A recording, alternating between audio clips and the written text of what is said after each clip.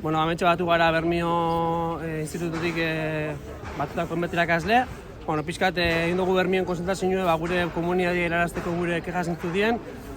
Prensan bakarrik muten dugu soldata igoera bat eskatzen gabitzela, eta ez da hori, gure eguna gure lan baldintzak hobetu, gure baliabide gehiago, gure irakasle gehiago, gure denbora gehiago klasia prestatzeko, zelan burokratiko pilo bat guz, etorek entzun duzku denbori ikasleak ondo hartatzeko,